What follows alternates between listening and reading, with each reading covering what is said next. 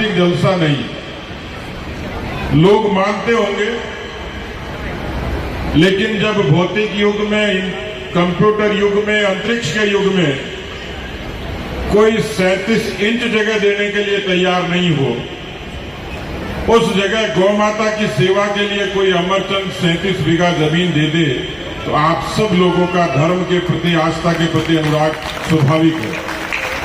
इसलिए मैं आदरणीय गोपीराम जी को, देवकर्ण जी को और भाई अमरचंद जी को मैं हृदय से साधुवाद देता हूं, क्योंकि गाय अंग्रेजी में तो जरूर पढ़ाया जाता है, काउ इज एनिमल। अंग्रेजी के लोग मानते होंगे कि गाय जानवर है, लेकिन भारत की संस्कृति, भारत का इतिहास, भारत का धर्म ये नहीं मानता कि गाय जानवर है, गाय माता है, गाय संस्कृति है, गाय अर्थव्यवस्था है, गाय उपचार है। और इसलिए उस गाय माता की महिमा के लिए एक गांव में इतनी बड़ी जमीन सिर्फ गौ माता की सेवा के लिए, रक्षा के लिए, उसके सम्मान के लिए यदि दी जाती है, तो मैं आपसे गुजारिश करूंगा, इतनी जोरदार तालियां बजाइए कि गौ माता प्रसन्न हो जाए। लोग कहते हैं कि भारत में घी और दूध की नदियां बहती थी, चोरी नहीं होती थी, सुख समृद्धि का सौभाग्य था, भारत माता गुरुदेव के रूप में विराजमान पूरी दुनिया में थी, विश्व गुरु था, सोने की चिड़िया कहते थे। लेकिन कई बार अच्छाई पर बुराई की नजर पड़ती है। वो संघर्ष किसी व्यक्ति के, संस्था के, देश के, समाज के और पृथ्वी के जीवन पर भी आता है। कदाचित वैसा संघर्ष भारत की भूमि पर भी आया, लेकिन ये भारत की सनातन भूमि की ताकत थी कि उन्होंने उस संघर्ष को भी झेला। कहते ना, यूना मिस्र मिट गए जहां से, कुछ बात ऐसी है कि हस्ती मिटती नहीं हमारी। इसलिए हिंदुस्तान की ही धरती है कि भले ही दुनिया मिट जाए, लेकिन हिंदुस्तान का अस्तित्व दुनिया में कभी नहीं मिटेगा। और इसलिए क्यों नहीं मिटेगा, इस पर दुनिया के वैज्ञानिक और नासा शोध करती है। सब लोग ये मानते हैं कि ये संतों की, ऋषियों की, महापुरुषों की भूमि है, जिन्होंने तप किया, और तप का प्रताप तो पूरी दुनिया देखती है। मैं देखता हूं कि कई बार जब लकवा ठीक नहीं होता तो डॉक्टर कहता कि बुटाठी चले जाओ। कभी किसी संत महात्मा ने इतना तप किया कि वो धरती इतनी तपीली हो गई कि रोगों का उपचार करती है। तो ये तो पूरी साक्षात भारत माता की भूमि है, जिसमें हर बात का समाधान दुनिया के लिए है। और यदि ऐसा नहीं होता तो दुनिया तो बहुत बड़ी है। 177 देश भारत की विधा योग को इस तरीके से मान्यता नहीं देते। भारत की आस्था की ताकत है, इन माताओं बहनों की उन भजनों और गीतों में ताकत है। किस भगवान राम के मंदिर के लिए 500 वर्षों का संघर्ष था, लाखों लोगों का बलिदान हुआ। आज पूरी दुनिया देख रही है कि अयोध्या की पवित्र भूमि पर भगवान राम जी का भव्य और पावन मंदिर बनकर तैयार हुआ।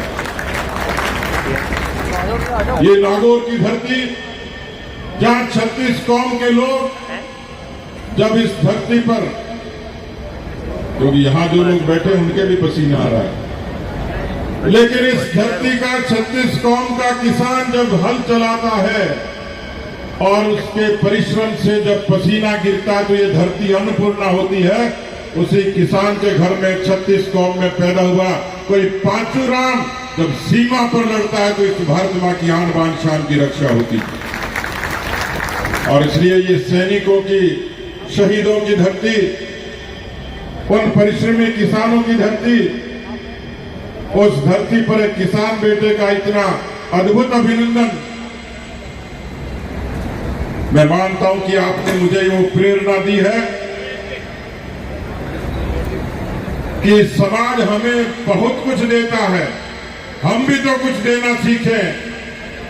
इसलिए समाज केवल एक बिरादरी का नहीं, एक बिरादरी सबको साथ लेकर 36 कौम के कुरीतियों के, अंधविश्वासों के, रूढ़ियों के और इस तरीके के विग्रह के खिलाफ सब लोग मिलकर लड़ेंगे। मैं मानता हूं कि नागौर की धरती भी बदलेगी और राजस्थान की धरा भी बदलाव की तरफ चलेगी। और इसलिए आपने मुझे जो जिम्मेवारी दी, आपने जो मुझे सत्कार दिया है, वो सत्कार एक साधारण किसान के घर में पैदा हुए किसी बेटे के माथे पर वो तिलक लगाया है जो गंगा माता से लेकर राम की आस्था तक जुड़ा है। और इसलिए मैं आप सबको धन्यवाद देता हूं। आदरणीय अतर सिंह जी आपके सामने अपनी बात कह रहे थे, वो भी उसी किसान बिरादरी से आते, और इसलिए उनके मन के जो भाव है कि हम सबको एक जाजम पर बैठकर केवल राजनीति नहीं, नीति के साथ, समाज नीति के साथ, जिसमें धर्म की नीति भी जुड़ी हो, जिसमें गौ सेवा भी जुड़ी हो, जिसमें भाईचारा भी जुड़ा हो, उसके साथ आगे बढ़ेंगे तो मुझे लगता है कि हम खुद का, परिवार का, बस्ती का, समाज का और देश का भला कर पाएंगे। और इसलिए मैंने कहा कि देश के यशस्वी प्रधानमंत्री जी के नेतृत्व में आपने छोटी छोटी चीजें देखी होंगी, जन धन के बैंक के खाते, स्वच्छ भारत मिशन के जरिए शौचालय, उज्ज्वला के जरिए माता बहनों को धुएं से मुक्ति और आवास के जरिए किसी गरीब के सर पे छत देने का काम।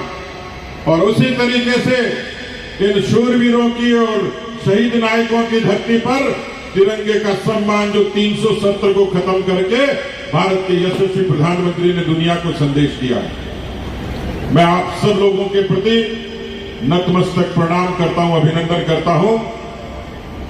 मुझे इस बात की खुशी है कि परिवार तो साधारण में पैदा हुआ, लेकिन आप जैसे बुजुर्गों का, माताओं बहनों नौजवानों का साथ मिला। ये साथ किसी तख्त ताज और सिंहासन के लिए नहीं, ये जिम्मेवारी के लिए है, उन चुनौतियों को स्वीकार करने के लिए है कि अभी भी बहुत लोग हैं, अभी भी बहुत घर हैं, अभी बहुत झोपड़ी हैं कि जहां रोशनी का दिया जलाना है, समाज की मुख्य धारा में उनको लाना है। अभी बाड़मेर और जालौर में बाढ़ आई, मेरा मन किया, मुख्यमंत्री जी तो उड़न खटोले पर चले गए, लेकिन उड़न खटोले से बारिश के बीच में, बाढ़ के बीच में किसी किसान के, किसी महिला के, किसी गरीब के, किसी मजदूर के आंखों में आए हुए आंसू नहीं पहुंचे जा सकते, न देखे जा सकते, क्योंकि किसान के घर में पैदा हुआ था। ये जज्बा डीएनए में है, खून में है, पसीने में है। इसलिए मैं उन किसान भाइयों के बीच में, मजदूरों के बीच में चला गया। सरकार को झक मारकर उनकी मदद करनी पड़ी। ये जिम्मेवारी मुझे समाज ने दी थी, ये चुनौती लेकर काम करना शुरू किया।